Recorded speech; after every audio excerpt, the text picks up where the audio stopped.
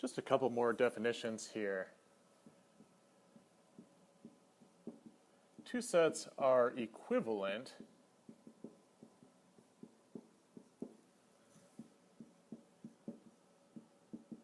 if their cardinalities are the same.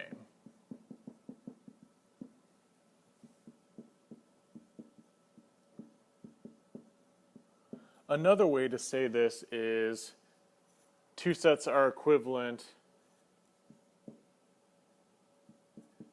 if there is a 1-to-1 mapping from one to the other.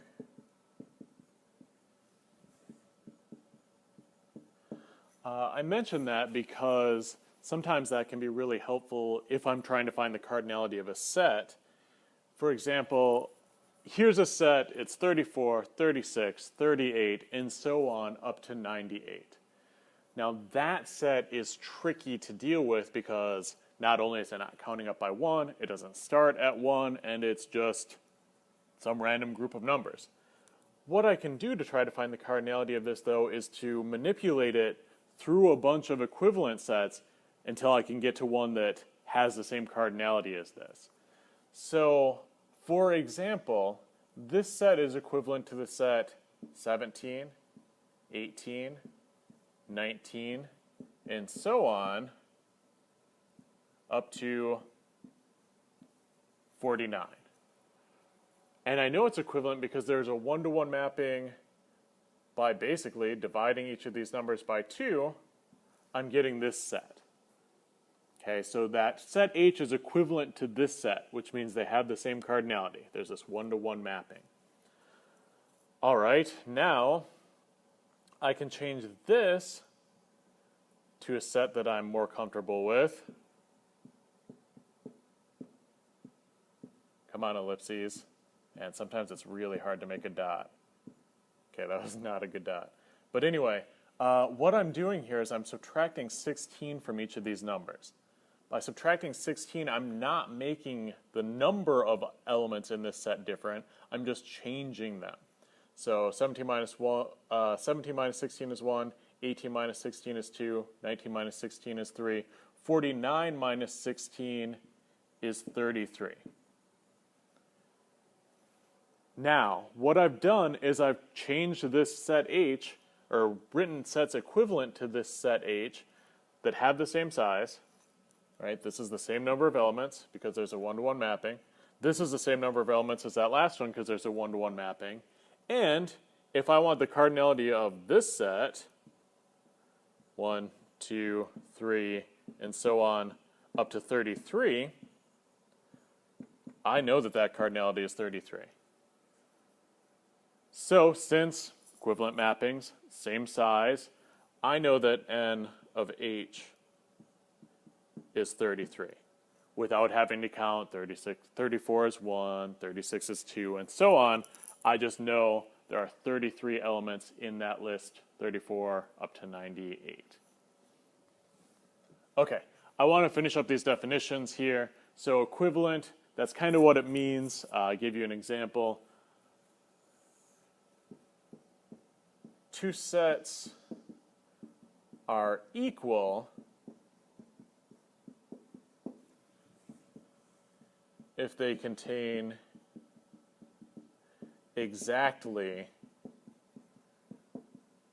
the same elements. Okay, so our definition of equal hasn't changed. For two sets to be equal, they must be the same. They must have the same things in them. For two sets to be equivalent, on the other hand, they just need to be the same size or have the same cardinality. And one way to do that or show that two sets are equivalent is to make this one-to-one mapping from one to the other. Okay, let me just finish up the definitions here. T is not the letter that I want to start my next sentence with. A set is a finite set. Let me actually change this. the set A is a finite set if n of A is a natural number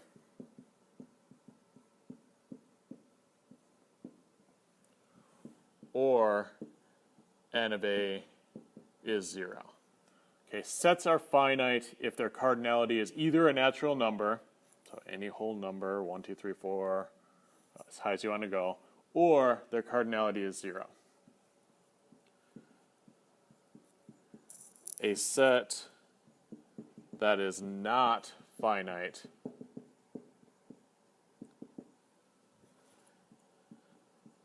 is called an infinite set.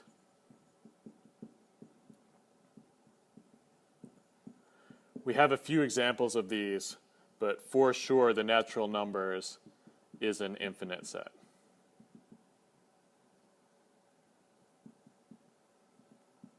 If you want to dig a little deeper into this, it's kind of interesting to note there are sets that are infinite that are not equivalent to the natural numbers.